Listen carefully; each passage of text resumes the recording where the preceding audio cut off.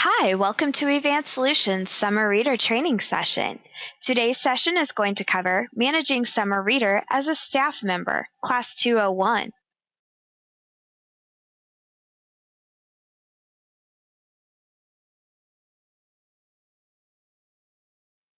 Now that we've discussed all of the options that a patron has, let's go take a look at the staff side of the Summer Reader program.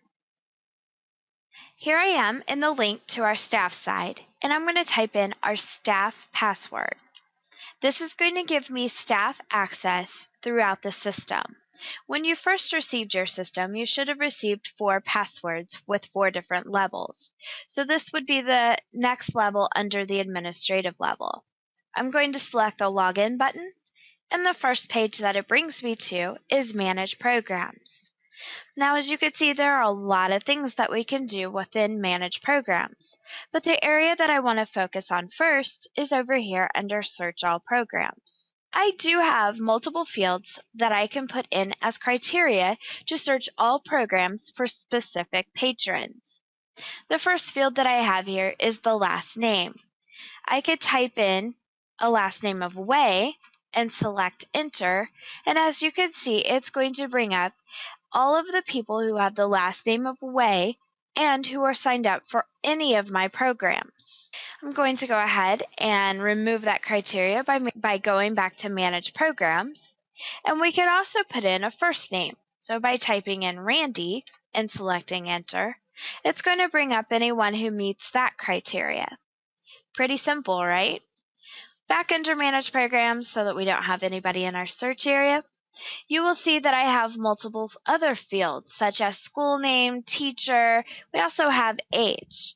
But I want to focus on school name and teacher because these were customized fields that I added to my programs, and I also made them searchable throughout the system. Where does this come in handy, you ask? Well, if I wanted to know all of the students who are signed up at Franklin Central High School for any of my programs, I would create this field as a searchable field, so that when they're in their registration and they're filling out their information, they're going to say what school they go to. And then I can have a criteria of all the students at Franklin Central, select Go, and it's going to list anyone who signed up for any of my programs that go to Franklin Central. If I clear that criteria, reset my page by hitting Manage Programs, I could do the same for Teacher. Now, as you can see, this is an open text box because when I created the field, I didn't create it as a drop-down. I was using it as an example of possible misspelling. So if a patron was going out and they were filling out the registration information and they typed in Mrs. Seago,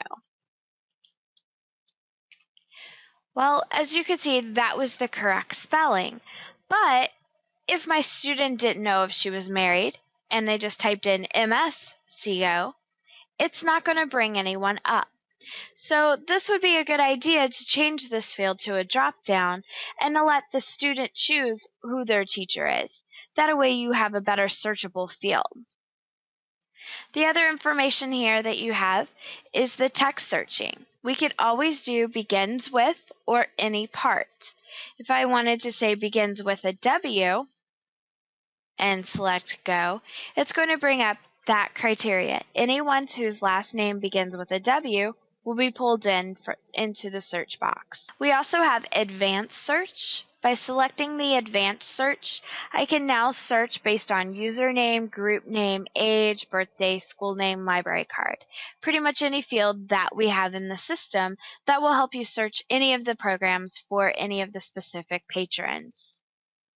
Now that we've discussed how to search all of our programs for our patrons, let's discuss the actions that we can take here in Manage Programs.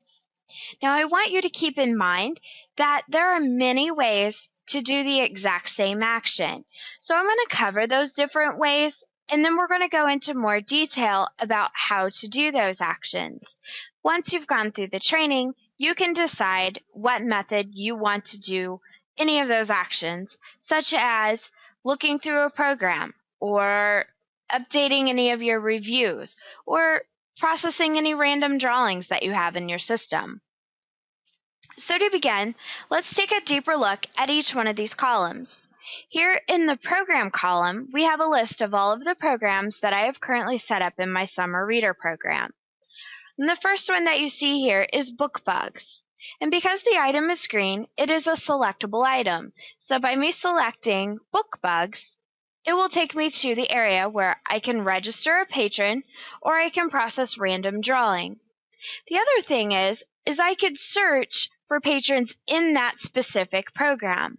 And the search mechanism works just the same as if we were in the overall Manage Programs, but this time it's searching just my Book Bugs program. If I wanted to see if there was anyone with the last name Way in the Book Bugs program, I would type in the last name, and as you can see, I have 2 patrons who have signed up for this program with the last name Way. Going back to Manage Programs, you can do the exact same function by selecting the magnifying glass, the Manage icon. By selecting the Manage icon, it takes you to the exact same screen, where I can search for a patron within my specific program.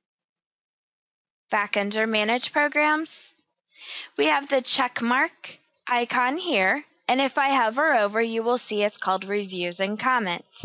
By selecting this, it's going to show me the reviews and comments for that program that was associated with that icon. And from here, I can do several actions, and we'll talk about those in a few moments. Back on Manage Programs, we have the Registrants column, and under here, it will display anyone who is registered within the last 90 days. So in the last 90 days in my Book Bugs column, you will see I've had 6 registrants register for this program. It will also keep a grand total for each one of my programs. Under the Youth Summer Reader program, I have 10 registrants total. If I select the number 10, it will display all 10 of my registrants for that program. And then from here, I can manage those patrons. And again, we'll talk about that in just a few moments. Back under Manage Programs, we have the Quantity Primary, and then we have the Quantity Secondary. If your programs only allow a patron to log one way, whether it be books, chapters, hours, minutes, then you will only have a Quantity Primary. If you give your patrons the option to log books or they can log by chapters, you will see a Quantity Secondary. So if you give them multiple ways of logging, you're going to have the Quantity Primary and the Quantity Secondary. And in these columns, it's going to display what they've accomplished within the last 90 days, and then also give you the grand total for the program. So as you can see in my Youth Summer Reader program, in the last 90 days, my patrons have logged 18 hours worth of reading. And then the grand total would also be 18 hours. This particular program didn't have a secondary, so the only way that they can do any logging for this program is based on hours. Another example of this is under my Book Bugs program. In the last 90 days, my patrons have not logged any books, but the grand total for the program would be 2 books. So my patrons have logged 2 books for this entire program. But if you look under my secondary option, there are multiple patrons who are logging by chapters. And in the last 90 days, they've logged 65 chapters, and then the grand total for my program would be 80 chapters. The next column we have is under Reviews. Again, this would be all of the reviews that have been placed for that program. As you can see in the last 90 days under my Summer Reader program, I've had 3 reviews. Then the grand total for that program has also been 3. There is an action that you see here in red. It says there are 3 pending reviews. If I select that 3, it's going to show me the 3 pending reviews where I can accept, deny, and delete. And again, we're going to get into more detail on managing our reviews in just a few moments. Let's go back to Manage Programs. Another action that you can take under reviews is to see what reviews have already been mediated under each one of the programs. For instance, under young adults, we have a total of 5. If I select that number 5, I can see that I have 2 private, 0 pending, 1 denied, and 2 accepted. And if I wanted to get more detail, I could obviously select that number corresponding to the status and see what those reviews were. Again, we're going to get more detail on reviews in just a few moments. Back under Manage Programs, the last column is for our patron comments, for when a patron is making a comment on someone else's review. As you can see, I have the feature turned on, but I have no patrons who have made comments based on anyone else's review. However, the fields work exactly the same as what you see under Reviews.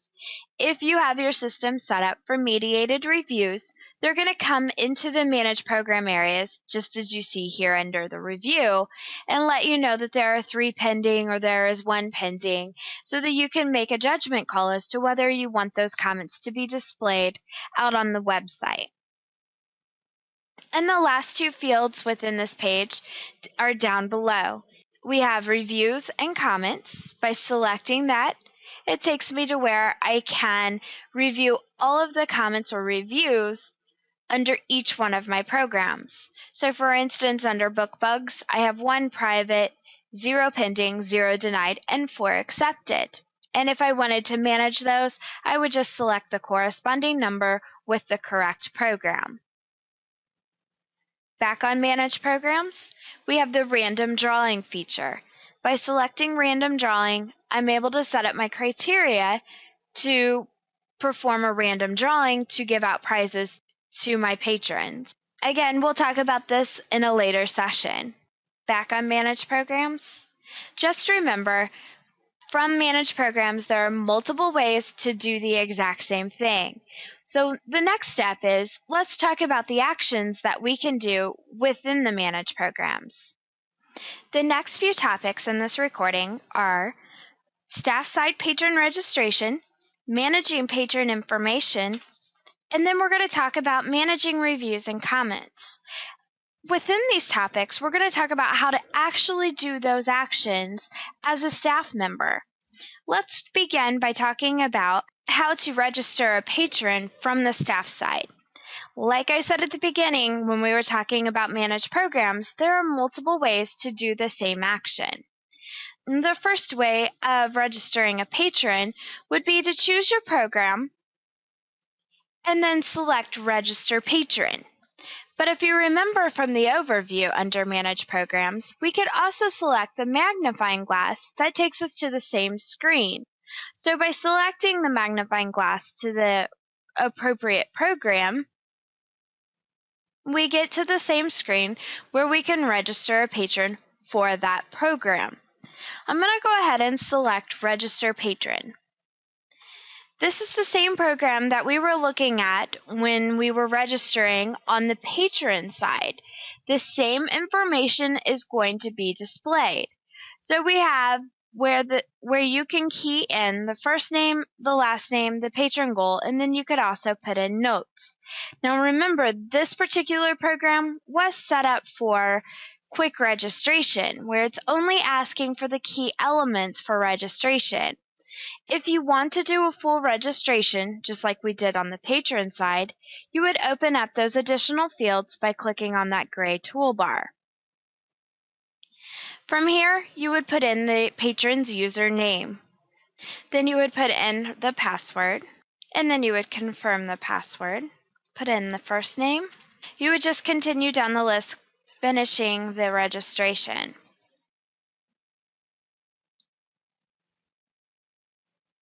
As we discussed at the beginning when we were looking at the patron side, the fields that are marked with an asterisk, those are required fields.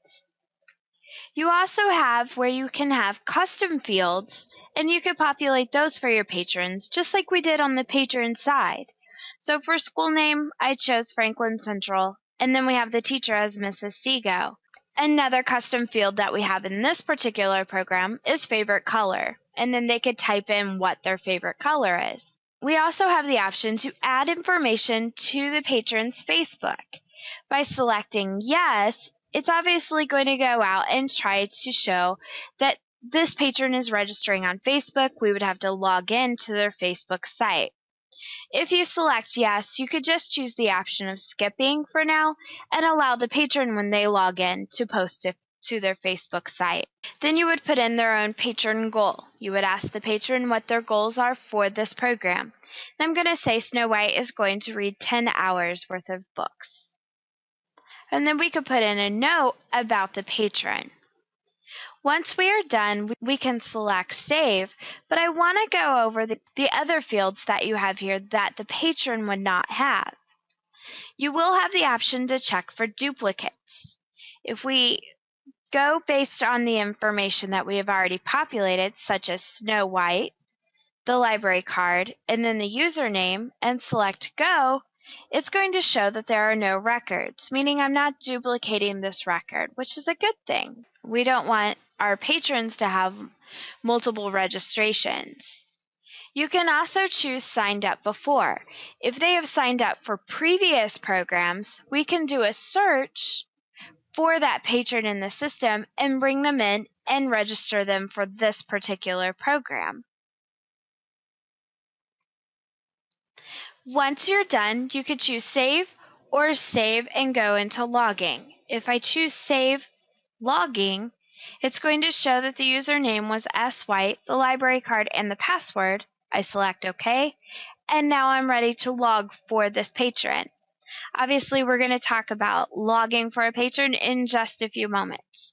So let's go back to Manage Programs. Let's take another look at registering for another patron. So this time, let's go under Book Bugs, and we're going to register a patron. The information here is pretty much the same, but as you see, there is no password requirement. This means that once the patron gives you the information, as a staff member, you would populate all the required information, select Save, and you will be the only one that's able to access that information, you, the library. The patron will no longer have access to any of the registration information because it's not password protected. Now, you may be asking, there's a new button called Recall. The Recall button will bring up the last patron that you registered in your system, the basic information, such as the last name and the library card, for you to quickly just add the additional information. Because in this recording, we're talking about the basics, we're going to talk about adding a member and then also adding groups to your system for registration in a totally separate recording. Make sure you look on the wiki for those two separate sessions.